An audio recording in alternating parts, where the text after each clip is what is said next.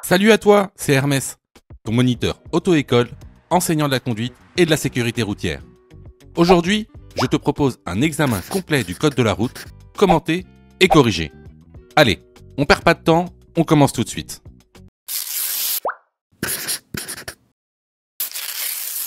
Question numéro 1. Je suis dans la voie de droite. Je suis bien placé pour tourner à gauche à l'intersection. Oui, réponse A. Non, réponse B.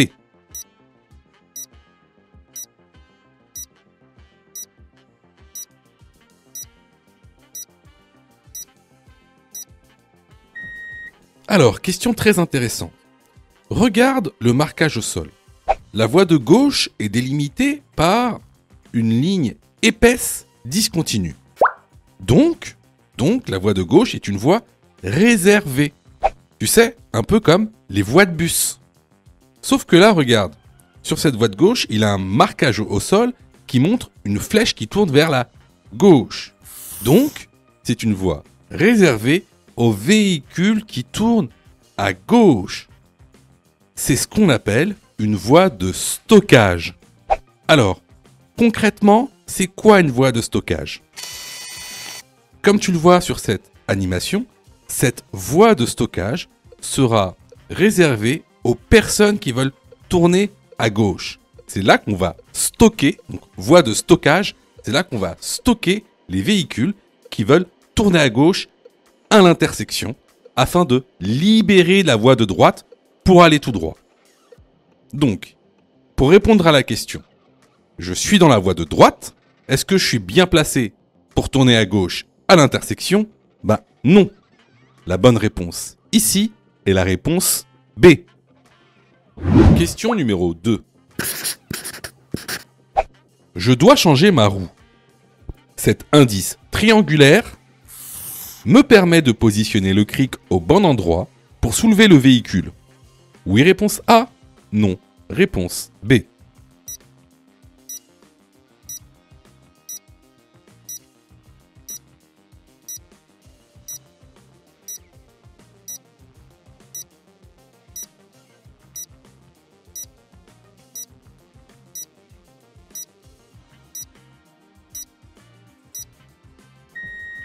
Alors, effectivement, ce petit indice qu'il y a sur le véhicule te permet de bien positionner le cric. Pourquoi ?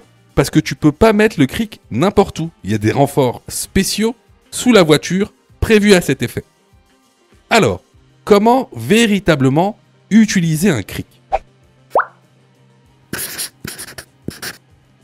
C'est très simple. Tu places la fente du cric au niveau du rebord de la voiture. Comme cela. Ensuite, tu tournes le cric et la voiture est soulevée. Maintenant, tu peux changer ta roue. La bonne réponse ici est la réponse A. Question numéro 3. Je souhaite tourner sur la rue située à ma gauche. Je dois céder la priorité au camion en face de moi. Oui, réponse A. Non, réponse B.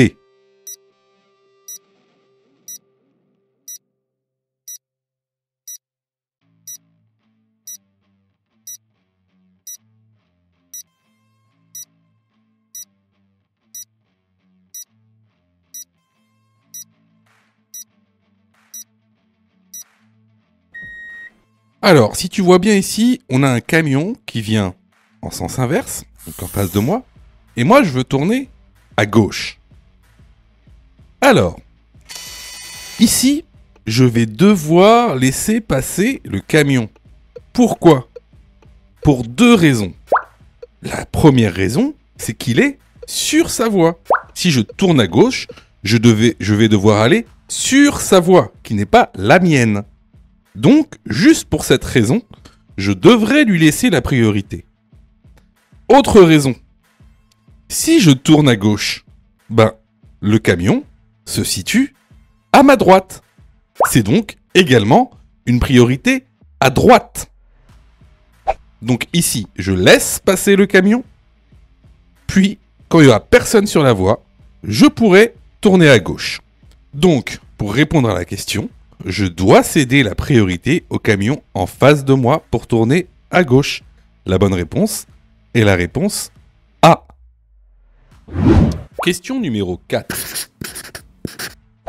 Cet indice triangulaire représente l'indicateur du témoin d'usure du pneu. Oui, réponse A. Non, réponse B.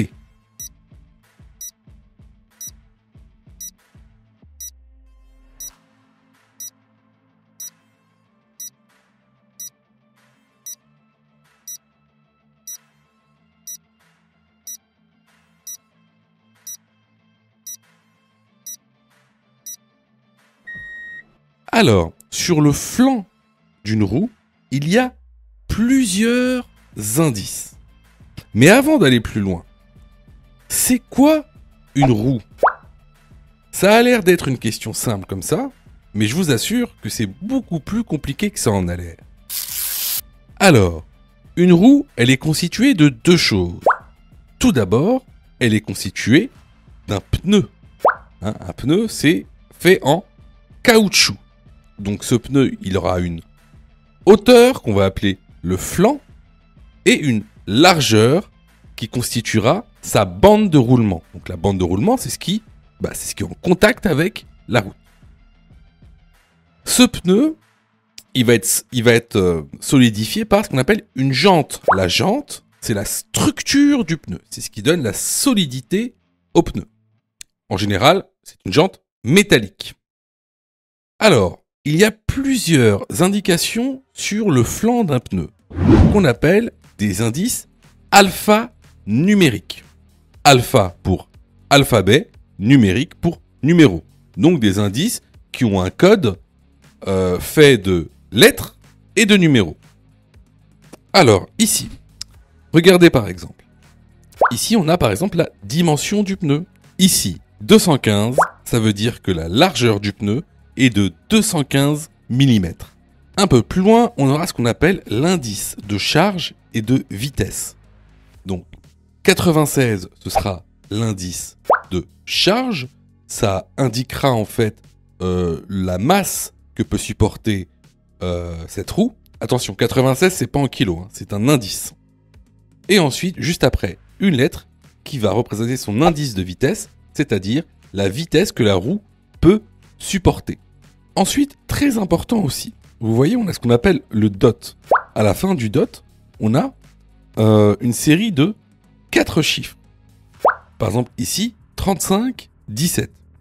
En fait, c'est la date de fabrication du pneu. Alors, comment on lit ça? 35, ça veut dire 35e semaine, et 17, l'année 2017. Alors, pourquoi c'est important? Alors, ce sera déjà pour toi important quand tu achèteras une roue. Savoir si ton prestataire ne t'a pas mis une vieille roue. En plus de ça, il faut que tu saches que une roue a une date de péremption. C'est-à-dire qu'au-delà de 10 ans, la roue n'est plus viable.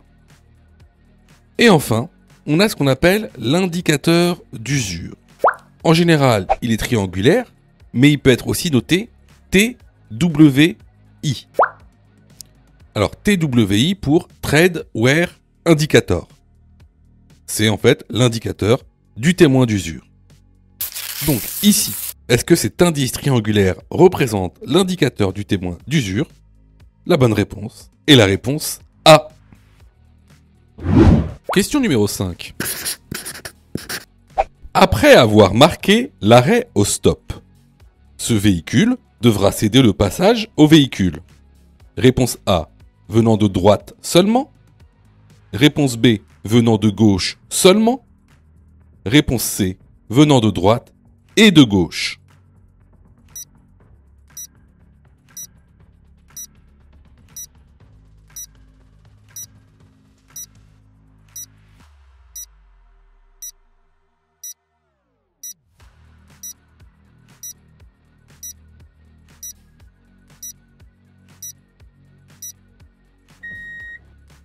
Alors, lorsque tu marques l'arrêt et un stop, il faudra que tu cèdes le passage aux véhicules qui viennent de gauche et de droite. Par exemple, si tu veux tourner à gauche, il va falloir céder le passage aux véhicules qui viennent de la gauche, avec bien sûr toujours un contrôle gauche, et également aux véhicules qui viennent de droite, avec un contrôle droit. Et là, tu vas me dire, ah bah oui, mais si on tourne à droite, on n'a pas à céder le passage aux véhicules qui viennent de droite. C'est inutile. Eh ben si. Pourquoi? Parce qu'il pourrait tout simplement y avoir, par exemple, un véhicule qui en dépasse un autre. Et donc, ce véhicule qui en dépasse un autre, tu devras également lui céder le passage. Donc, pour répondre à la question, ce véhicule devra céder le passage aux véhicules venant de droite et de gauche. La bonne réponse ici est la réponse C. Je vois que tu es super motivé pour avoir ton code. Alors, soutiens la chaîne en t'abonnant et surtout en activant les notifications afin d'être prévenu des dernières vidéos mises en ligne. Question numéro 6. Je peux transporter un chargement sur le toit de mon véhicule. Oui, réponse A. Non. Réponse B.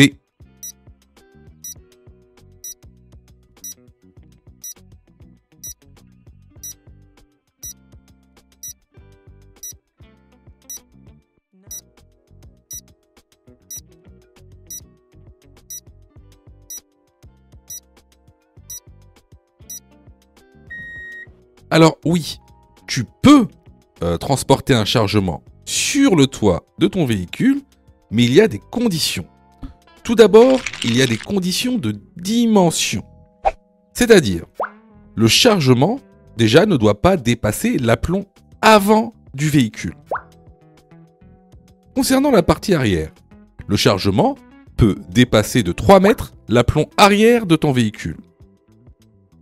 Par contre, si le chargement dépasse 1 mètre à l'arrière, alors tu devras positionner une signalisation adéquate, réfléchissante.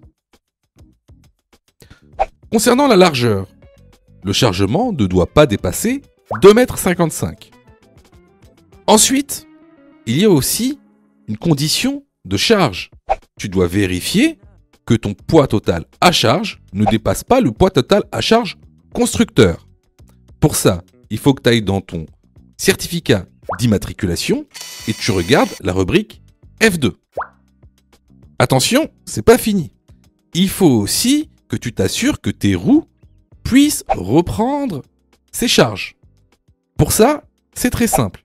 Il faut que tu ailles regarder sur le flanc de ta roue. Donc sur le flanc de ta roue, tu auras ce qu'on appelle un indice de charge. Ici par exemple, l'indice de charge, c'est 87.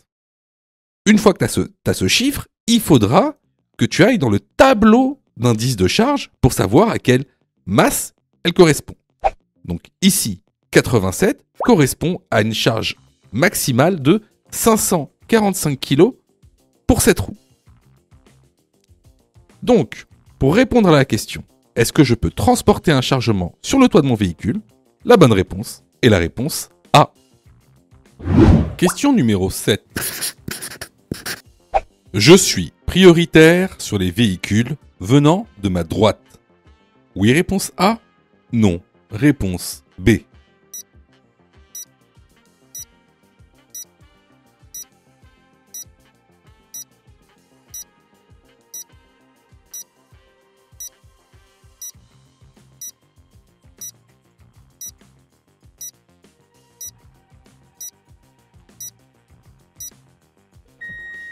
Alors ici, comme tu le vois, on est sur une intersection qui n'est pas régie par une signalisation. Donc, dans ce cas-là, c'est la règle de la priorité à droite qui prime. Les véhicules viennent de ma droite, ils sont donc prioritaires. La bonne réponse ici est la réponse B. Question numéro 8. Le système e-call s'active automatiquement après un choc, oui réponse A, non réponse B, permet de prévenir un centre d'appel d'urgence. Oui réponse C, non réponse D.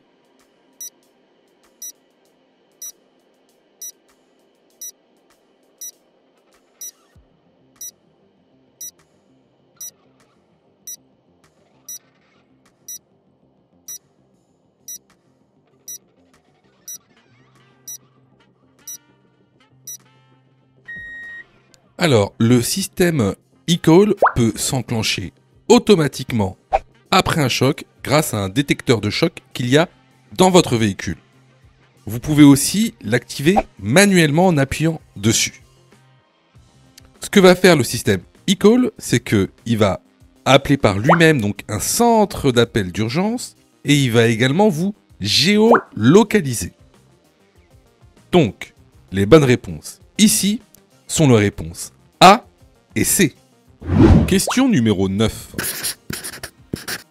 Le véhicule noir tourne à gauche, mais il semble mal engagé. Je m'arrête avant la ligne de stop. Oui, réponse A. Non, réponse B.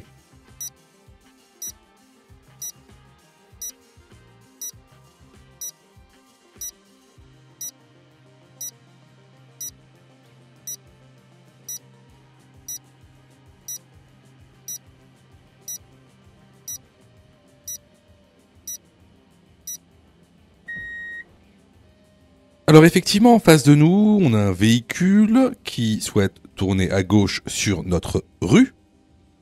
Et il semble qu'il va empiéter sur notre voie. Alors, vous le savez pas encore, parce que vous passez pas encore la conduite.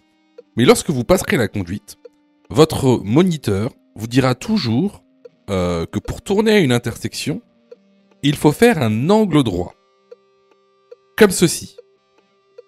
Il ne faut jamais empiéter sur la voie qui est en sens inverse. Donc, ici, ce que je fais, c'est que je m'arrête avant la ligne de stop pour laisser passer ce véhicule. Par mesure de sécurité, même si ce véhicule n'a pas le droit de tourner comme ça. La bonne réponse ici est la réponse A. Question numéro 10. Ce camion transporte des matières. Réponse A, dangereuses. Réponse B, agricole.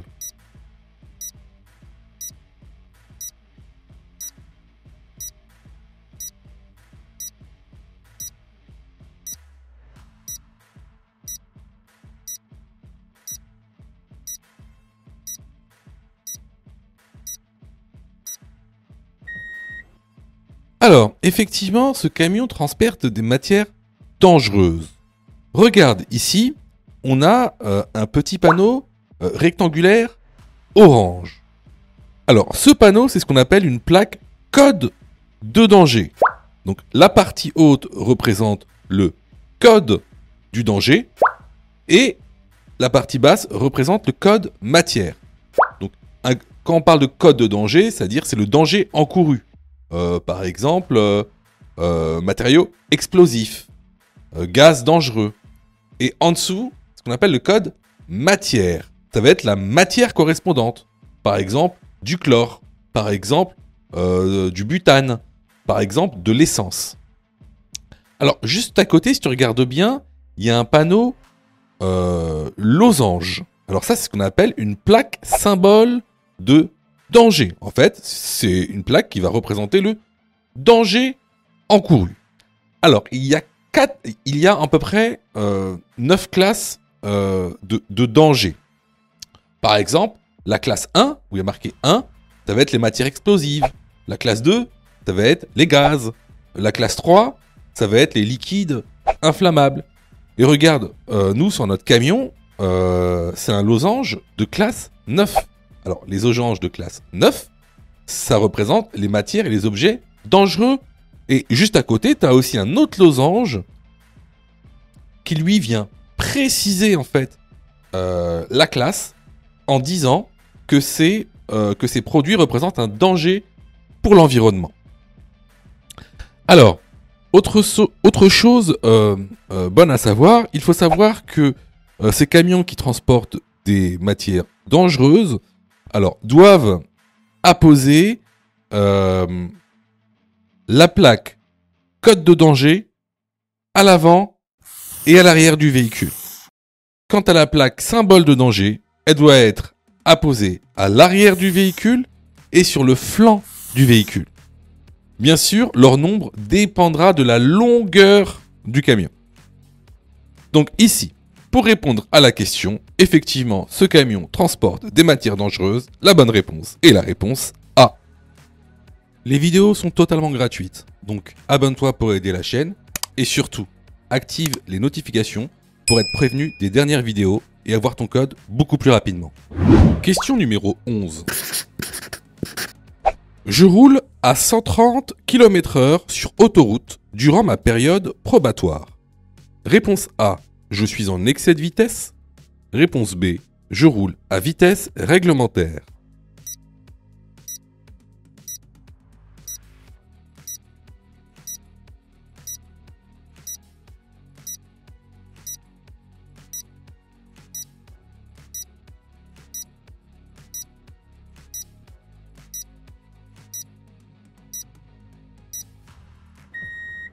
Alors, comme vous le voyez sur le document que vous retrouverez dans l'information, la vitesse maximale autorisée pour un probatoire sur autoroute est de 110 km/h. Donc, actuellement, je suis en excès de vitesse. La bonne réponse ici est la réponse A. Question numéro 12. Je vais tout droit. Le véhicule vert est prioritaire. Oui, réponse A. Non, réponse B.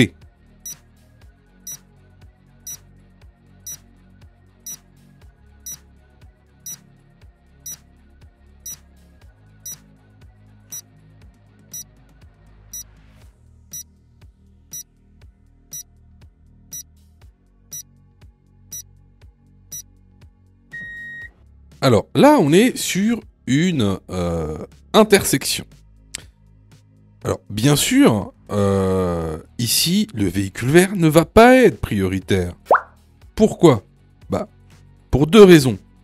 La première raison, c'est qu'il va empiéter sur ma voie. C'est ma voie, c'est pas sa voie. Donc, s'il veut aller sur une autre voie, même s'il ne fait que la couper, il doit me céder la priorité sur ma voie. Autre chose, vu que ce véhicule veut tourner, bah, je me situe à sa droite. Il y a en plus de ça une priorité à droite. Donc, pour ces deux raisons, le véhicule vert n'est pas prioritaire. La bonne réponse ici est la réponse B. Question numéro 13. Je suis bien placé pour prendre la sortie de gauche au carrefour. Oui, réponse A. Non, réponse B.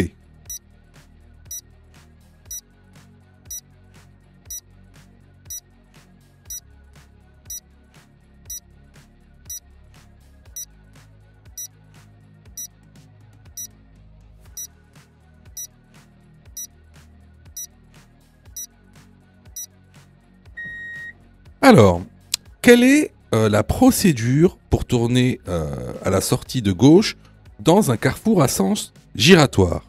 Tout d'abord, on se met sur la voie de gauche. Une fois arrivé au marquage au sol du céder le passage, je m'assure qu'il n'y a personne dans le sens giratoire, car je dois céder le passage au véhicule venant de gauche.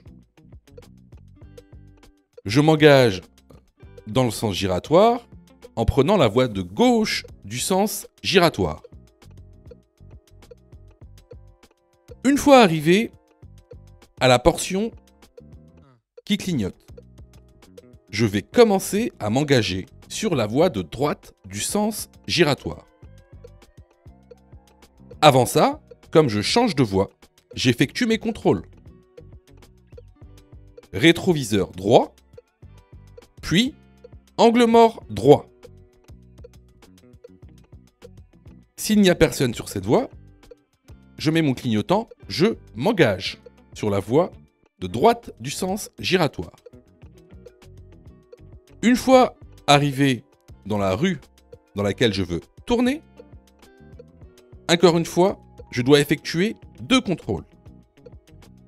Tout d'abord, le contrôle à gauche, pour m'assurer que personne va venir me couper la trajectoire. Donc, rétro-gauche plus angle mort gauche.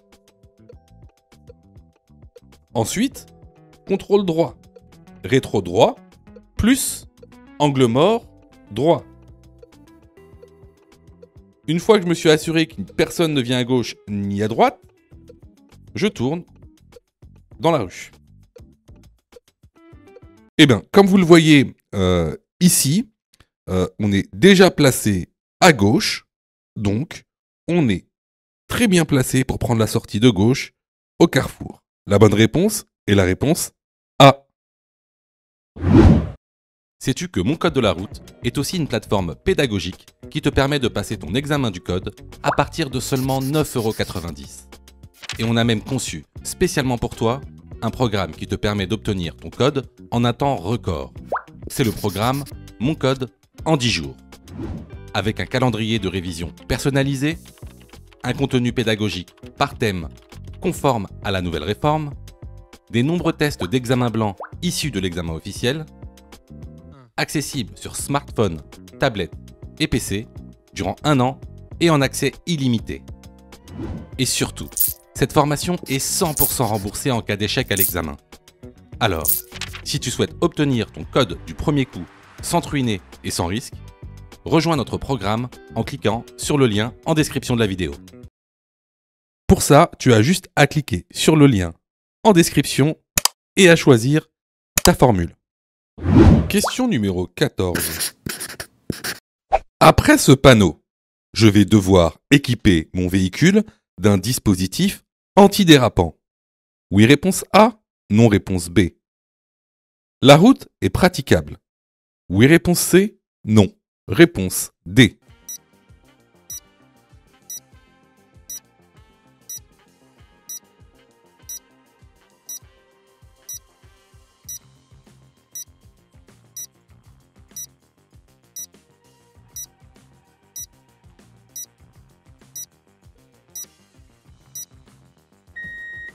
Alors, ici, en fait, on a affaire à un panneau de praticabilité. Ce panneau nous informe si la route est ouverte ou non. Alors, bien sûr, sur ce panneau est indiqué si le chemin est ouvert. Ici, c'est ouvert, mais aussi il y a le panneau où le chemin est fermé. Il nous indique aussi les équipements à mettre en place sur son véhicule. Ici, on voit bien qu'on a le panneau d'obligation d'équipement de dispositifs antidérapants. Donc ça peut être des chaînes, donc chaînes métalliques ou chaînes textiles, ou alors ça peut être des pneus neige 3P MSF. Donc, ici, les bonnes réponses vont être les réponses A et C.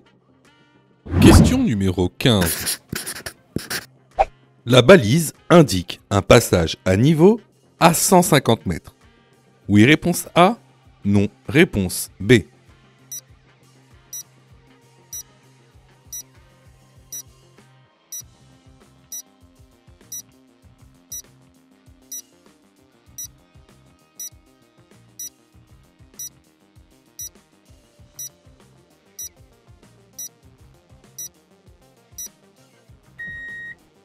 Alors, ici, on est bien sur une balise de passage à niveau. Alors, ce qu'il faut savoir, c'est que une balise avec 3 bandes rouges signifie que le passage à niveau est à 150 mètres. La balise à 2 bandes rouges à 100 mètres. Et la balise avec une seule bande rouge à 50 mètres. Donc ici, est-ce que la balise indique un passage à niveau à 150 mètres? La bonne réponse est la réponse A. Question numéro 16. Le marquage au sol motorise le dépassement. Oui, réponse A. Non, réponse B.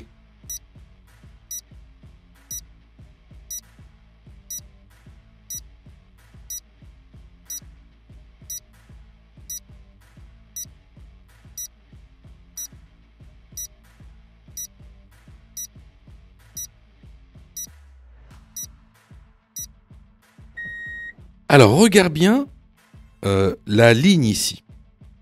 On a une ligne continue et juste à côté, une ligne discontinue. C'est ce qu'on appelle une ligne mixte.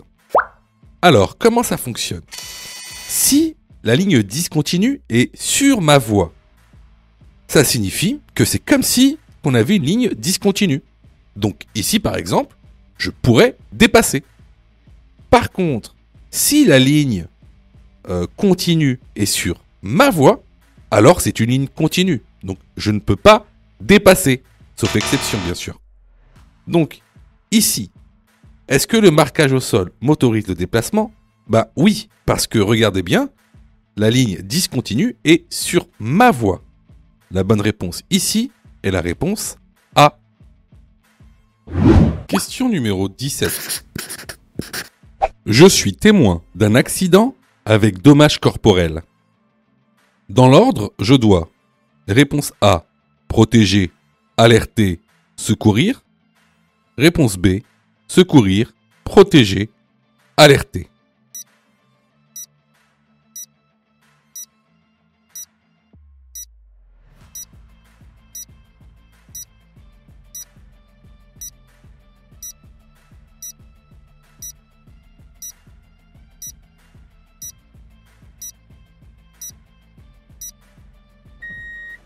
Alors, écoute bien la réponse à cette question, parce que c'est une question qui tombe souvent à l'examen du Code de la route Nouvelle Réforme. Alors, lorsque tu es témoin d'un accident avec dommages corporels, tu dois, en premier lieu, protéger, en deuxième lieu, alerter, en troisième lieu, secourir. C'est ce qu'on appelle le pas. Le pas, c'est un moyen mnémotechnique qui va te permettre de te souvenir de l'ordre. Donc ici, la bonne réponse est la réponse A. Si tu aimes le contenu, alors prends quelques secondes pour liker la vidéo. C'est très important. Cela nous permet d'être mieux référencés et donc de te présenter encore plus de vidéos pour que tu puisses obtenir ton code le plus rapidement possible. Question numéro 18. Cet emplacement est réservé. Réponse A, à l'écopartage. Réponse B, au covoiturage.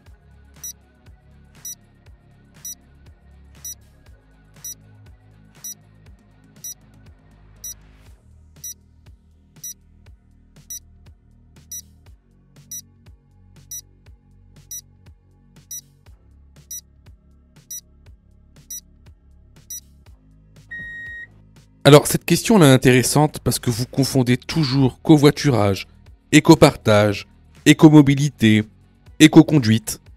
Bon, aujourd'hui, on va voir la différence entre le covoiturage et l'écopartage. Alors, tu vois, ce panneau indique en fait le covoiturage. D'ailleurs, c'est marqué dessus.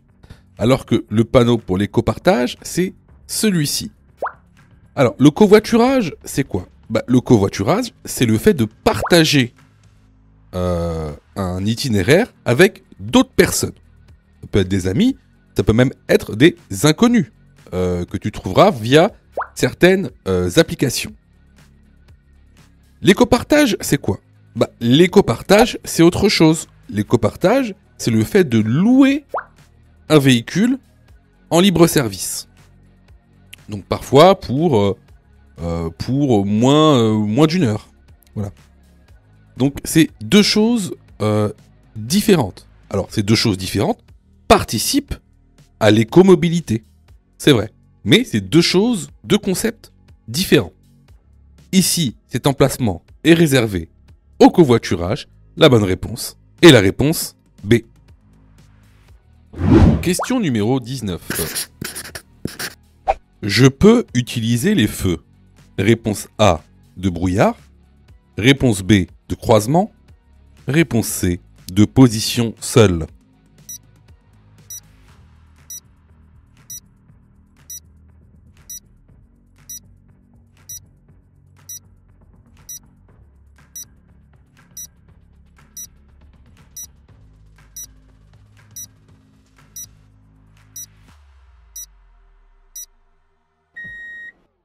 Alors ici on est partant de neige, donc partant de neige, je peux utiliser mes feux de brouillard, avant et arrière.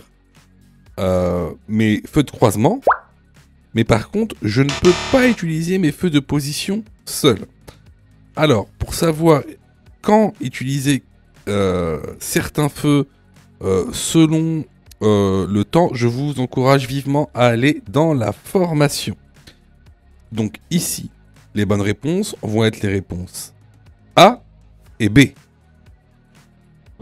Question numéro 20. Cette passagère ne porte pas sa ceinture. Elle risque une amende. Oui, réponse A. Non, réponse B.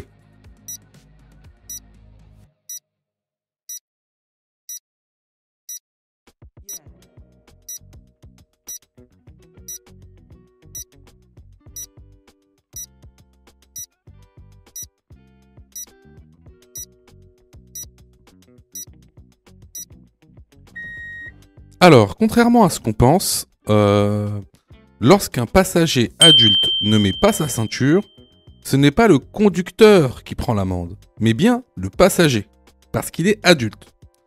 Par contre, si le passager est un mineur de moins de 18 ans, alors c'est le conducteur qui prend l'amende avec les retraits de points qui vont avec. Donc ici, cette passagère risque une contravention de 4e classe et 135 € d'amende. La bonne réponse est la réponse A. Question numéro 21. Ce véhicule transporte principalement. Réponse A, des enfants. Réponse B, des PMR, personnes à mobilité réduite. Réponse C, des personnes âgées.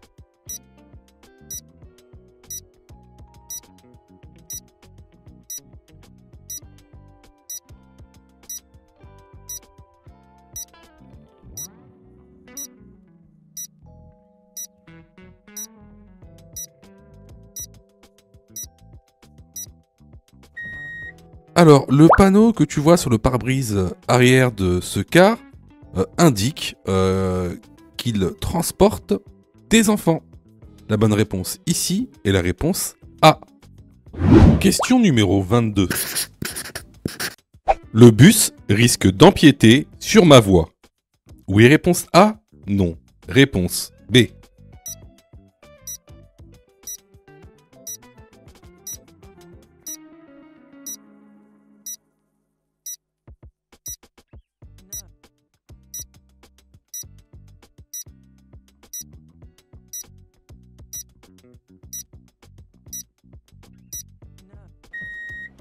Alors, vous devez savoir que les bus ou les camions ont des rayons de braquage beaucoup plus grands que celui d'une voiture. Donc, lors d'un virage, ce genre de véhicule risque d'empiéter sur votre voie. Donc, ici, est-ce que le bus risque d'empiéter sur ma voie? Bah oui, on le voit bien.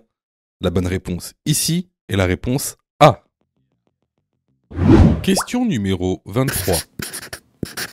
Pour gonfler mes pneus, je dois me référer à l'étiquette qui se trouve généralement sur le flanc de la portière avant. Oui, réponse A. Non, réponse B.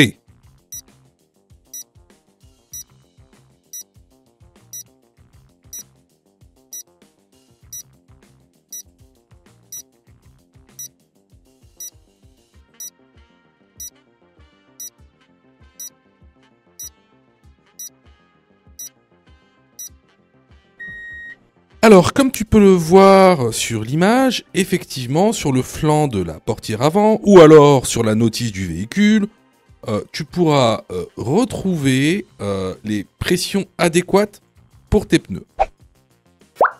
Alors, oui, mais comment lire cette étiquette? Alors, c'est très simple. Ici, on a un exemple d'étiquette de pression des pneus. Il y aura tout d'abord 2 colonnes. La première sera pour les roues avant. La deuxième sera pour les roues arrière. Ensuite, on a 2 lignes. La première pour une charge normale et la deuxième pour un véhicule qui est vraiment chargé. D'ailleurs, tu peux voir, il y a 5 personnes plus 3 bagages. Donc, selon la position des roues et selon le chargement, tu auras des pressions différentes. Également, regarde bien ce qui est marqué ici. Est-ce que ça te rappelle quelque chose? Je pense que oui. Et ça, on l'a vu plusieurs fois dans la formation et même les vidéos YouTube. Ça, c'est les indices alphanumériques que tu retrouveras sur le flanc de la roue. Donc, la pression des pneus dépendra également du type de roue que tu as. D'où l'importance de savoir lire le flanc d'une roue. Parce que sinon, tu peux te tromper sur les pressions à appliquer à tes roues. Donc, pour répondre à la question, est-ce que je dois me référer à l'étiquette qui se trouve sur le flanc de la portière avant? La bonne réponse est la réponse A. Question numéro 24. Dans cette situation, je ralentis et je passe. Oui, réponse A. Non, réponse B. Pour avertir de ma présence, je klaxonne. Oui, réponse C. Non, réponse D.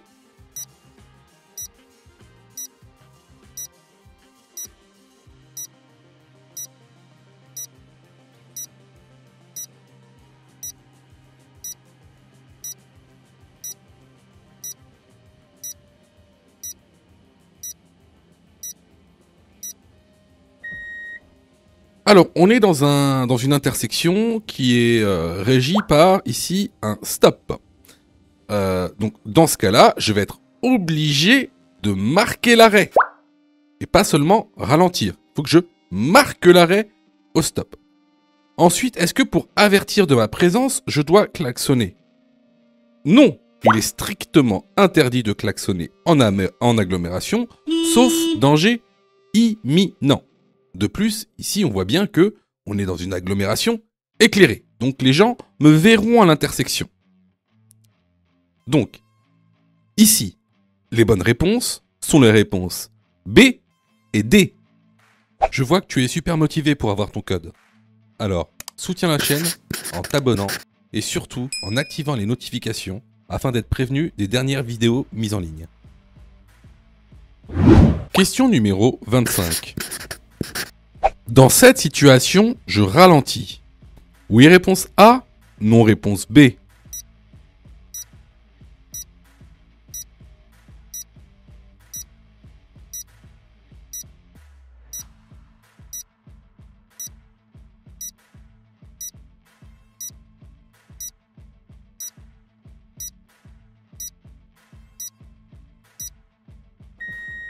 Alors, ici, on va sortir d'un tunnel.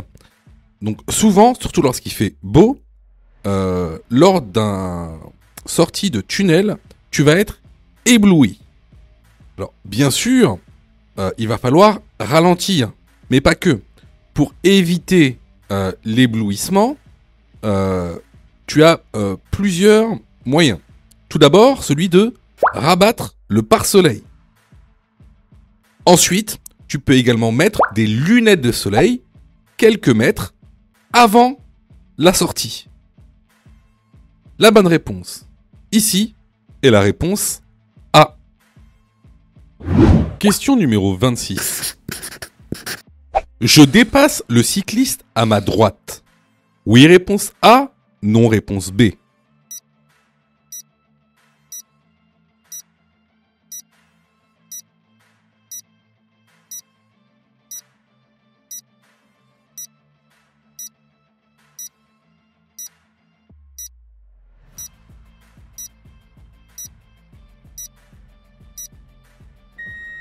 Alors, ici on a un cycliste à notre droite.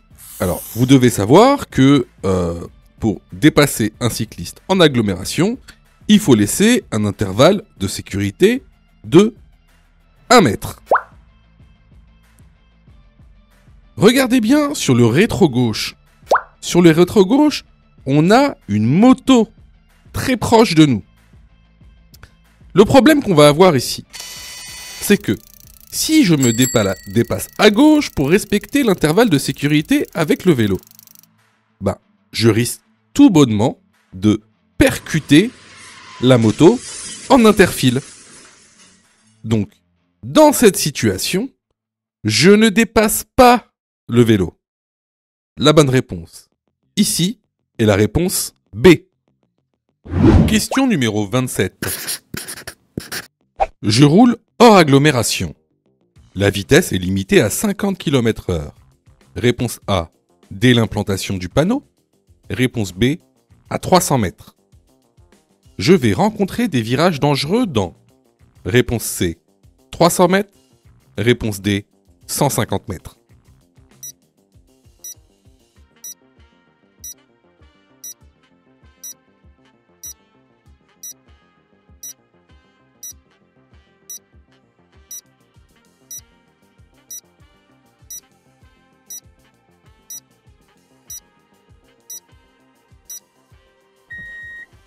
Question très intéressante. Alors, les panneaux d'interdiction de vitesse maximale, en général, commencent à l'implantation du panneau. Les panneaux de danger, quant à eux, hors agglomération, commencent 150 mètres après le panneau. Cependant, ici, on a un panonceau. Et ce panonceau vient préciser les panneaux qu'il y a au-dessus de lui. Ce panonceau concerne les deux panneaux. Donc ici, je vais devoir rouler à 50 km/h dans 300 mètres. Et je vais également rencontrer des virages dangereux dans 300 mètres. La bonne réponse ici sont les réponses B et C. Alors clairement ici, c'était une question basique, une notion de cours basique. Donc si tu as eu faux à cette question, je t'encourage vivement à aller te former sur notre plateforme de formation ou ailleurs. Alors, surtout, ne te dis pas « Ah ben, c'est pas grave, les examens blancs vont justement m'aider à apprendre le code. » Faux. Les examens blancs ne servent pas à apprendre le code. Les examens blancs servent à tester si tu as, oui ou non, assimilé le contenu pédagogique. Alors, quelle est la meilleure méthodologie pour passer le code, c'est-à-dire quelle est la meilleure méthodologie pédagogique? Alors, tout d'abord, il va falloir apprendre les cours par thème. Vous savez, il y a aujourd'hui 10 thèmes avec la nouvelle réforme. Une fois que tu auras appris ces 10 thèmes et tous les contenus de ces 10 thèmes, alors tu pourras passer à des exercices d'entraînement par niveau de difficulté. Tout d'abord les exercices faciles, les exercices moyens et les exercices difficiles. Une fois ce travail effectué, là, tu pourras t'exercer à faire des examens blancs. Surtout, ne pense pas que les examens blancs vont t'aider à apprendre. Ce n'est pas vrai. Et d'ailleurs, c'est pour ça que beaucoup de gens ratent leur code de la route. N'oubliez pas que le taux de réussite au code de la route est d'environ 60%. C'est-à-dire qu'il y a quasiment 40% des personnes qui échouent au code de la route, justement parce qu'ils n'ont pas la bonne méthodologie pédagogique. Donc ici, si tu t'es trompé à cette question, je t'encourage vivement à venir sur notre plateforme pédagogique et à participer à la formation. Pour ça, tu as juste à cliquer sur le lien en description et à choisir ta formule. Question numéro 28. Je klaxonne le piéton. Oui, réponse A. Non, réponse B.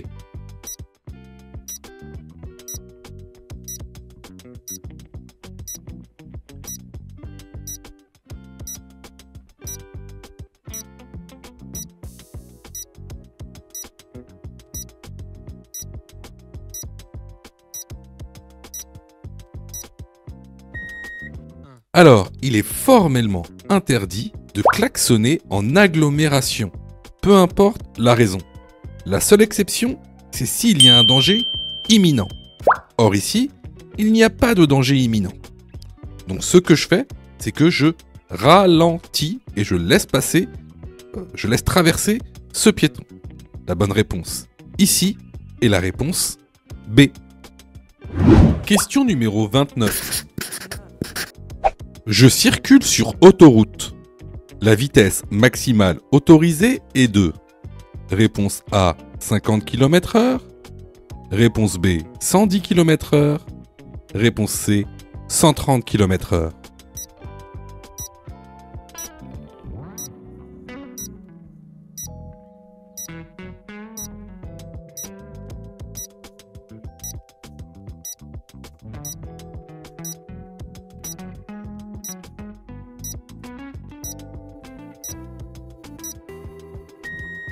Alors, ici, comme tu le vois, on a un brouillard avec une visibilité inférieure à 50 mètres.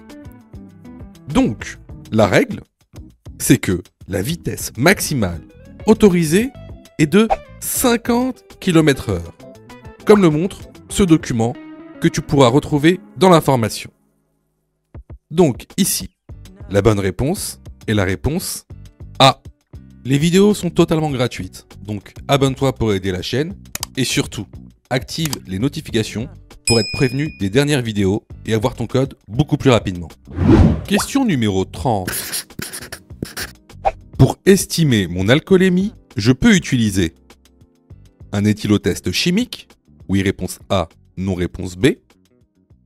Un éthylotest électronique, oui réponse C, non réponse D.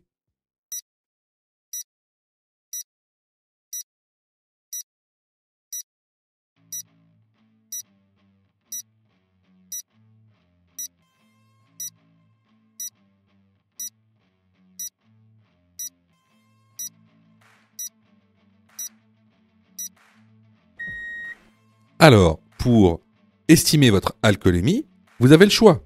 Vous pouvez soit utiliser un éthylotest chimique, ou soit utiliser un éthylotest électronique. Les bonnes réponses ici sont les réponses A et C. Question numéro 31. Je souhaite m'insérer sur la route. Réponse A, je contrôle, puis je mets mes clignotants. Réponse B, je mets mes clignotants, puis je contrôle.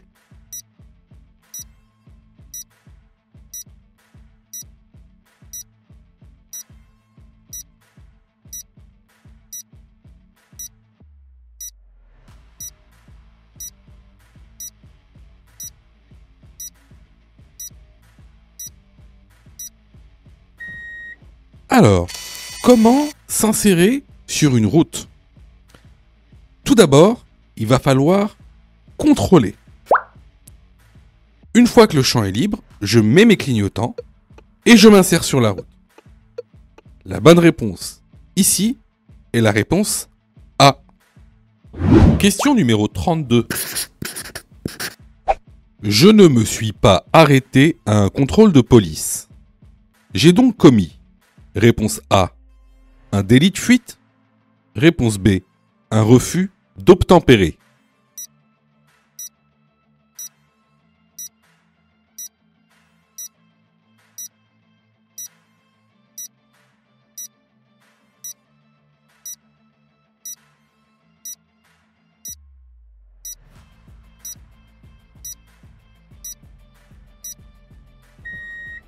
Alors faites très attention à cette question parce qu'elle est très fréquente dans les examens du code de la route.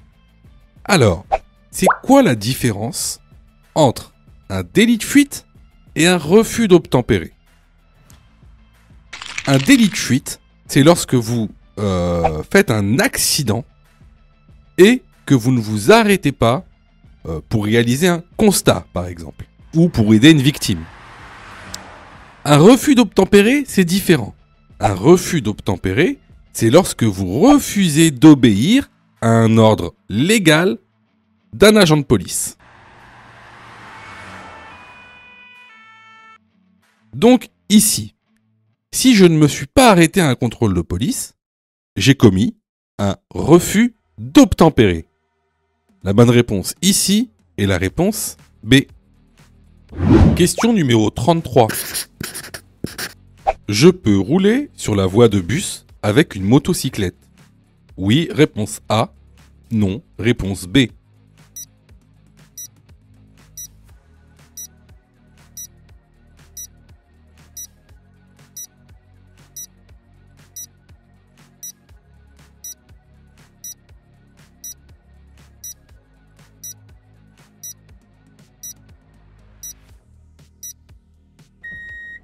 Alors, ici, la voie de bus, tu vois bien qu'elle est autorisée aux bus et aux cyclistes. Elle est strictement interdite aux 2 roues motorisées, que vous soyez un cyclomoteur ou une motocyclette. La bonne réponse ici est la réponse B. Question numéro 34. Je peux m'insérer sur la voie de gauche. Oui, réponse A. Non. Réponse B.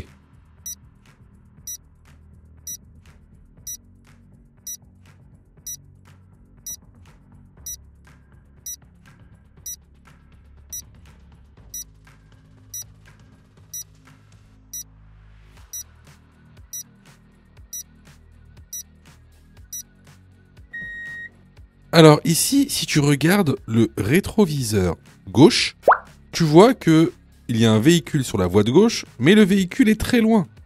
Donc, c'est le bon moment pour s'insérer. La bonne réponse est la réponse A. Question numéro 35. Le temps de réaction dépend. Réponse A, de l'état du conducteur. Réponse B, de l'état de la chaussée.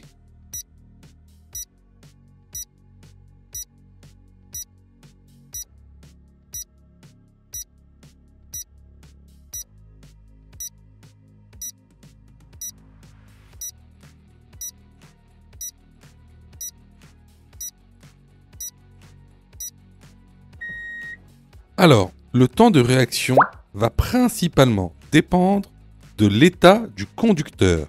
C'est-à-dire, est-ce qu'il est anxieux ou non? Est-ce qu'il a pris des drogues ou non?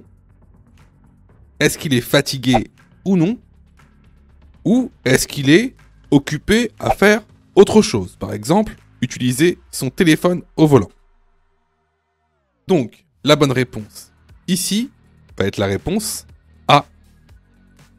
Question numéro 36. Dans cette situation, réponse A, je peux m'engager sur le carrefour. Réponse B, je ralentis et je reste prudent.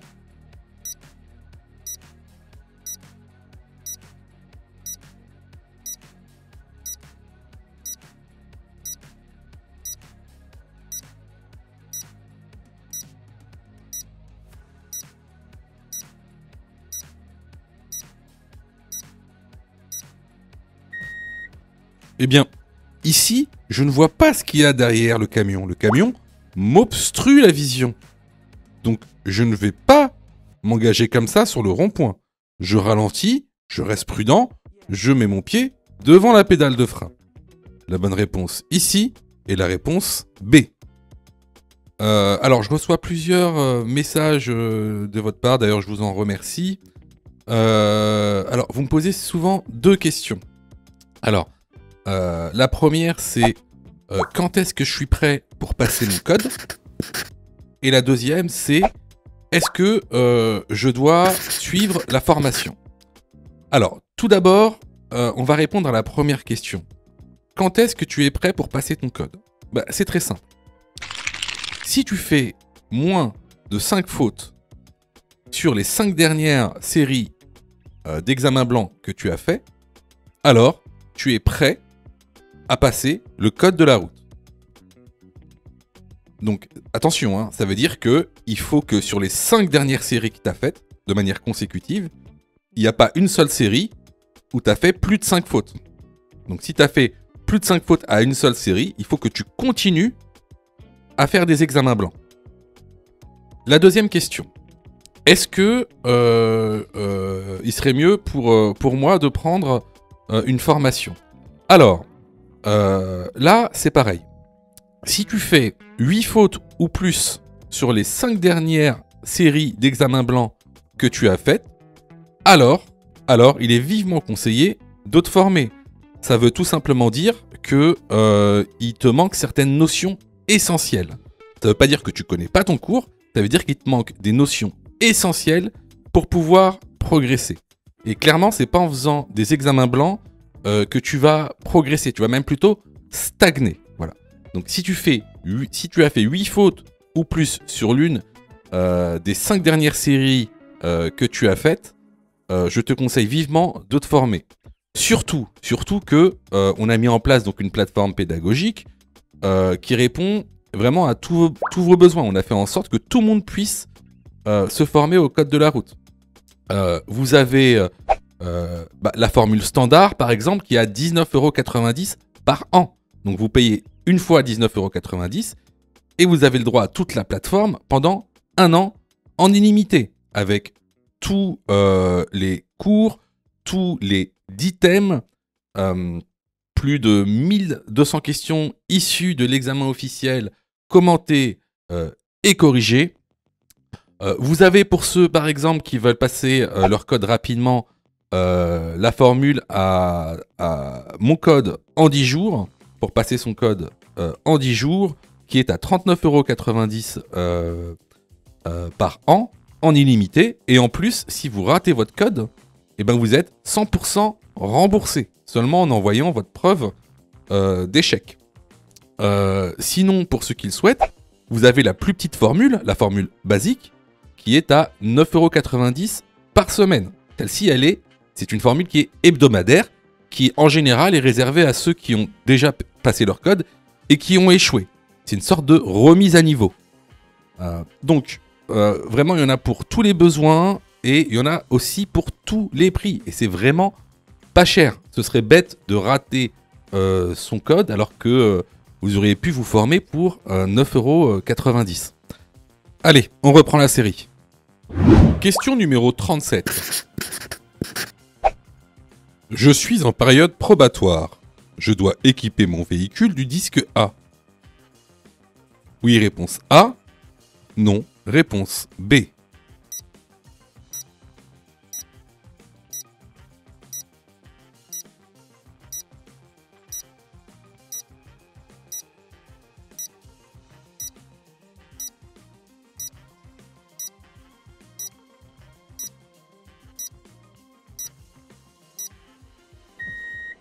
Alors, durant ma période probatoire, je dois obligatoirement apposer le disque A à l'arrière de mon véhicule. Si vous le faites pas, c'est une contravention de 2e classe et vous risquez une amende de 35 €. La bonne réponse ici est la réponse A. Question numéro 38. Je peux déclarer un accident matériel via un e-constat. Oui, réponse A. Non, réponse B.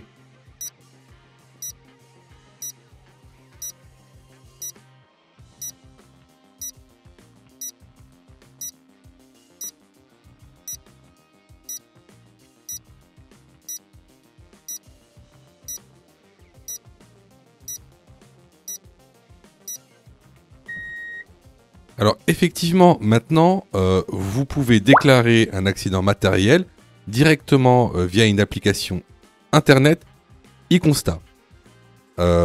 Cet e-constat a exactement la même valeur juridique qu'un constat papier et c'est surtout beaucoup plus pratique. Parce que souvent, en fait, on n'a jamais le constat sur soi.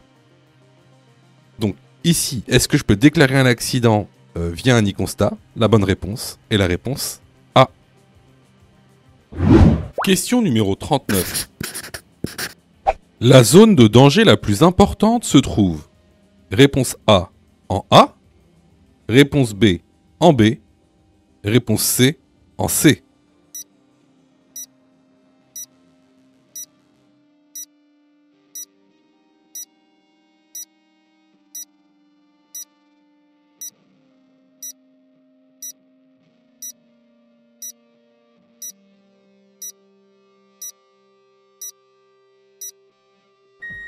Alors, ici, si tu remarques bien, la zone de danger la plus importante, elle se trouvera en B. Pourquoi? Parce que c'est la zone de danger la plus proche. Est-ce que la zone A est une zone de danger? Oui, c'est également une zone de danger, mais elle est loin. Est-ce que la zone C est une zone de danger? Oui, on est sur une intersection, il y a une voiture qui s'engage dans une intersection, c'est une zone de danger également. Mais regardez en B. En B, on a le montant de la voiture qui nous cache en fait le passage piéton. Et il pourrait très bien y avoir un passage piéton sur ce qu'on appelle cet angle mort. Hein. N'oubliez pas, hein, si vous allez dans le cours, ce montant de voiture constitue un angle mort. Et ici, croyez-moi que même dans la réalité, vous ne verrez pas le piéton s'il y a un piéton qui a juste derrière. Donc ici, la zone de danger la plus importante se trouve en B. La bonne réponse est la réponse B. Question numéro 40. Je tourne à droite. Réponse A. Je laisse passer le piéton, puis je passe. Réponse B. Je passe avant le piéton.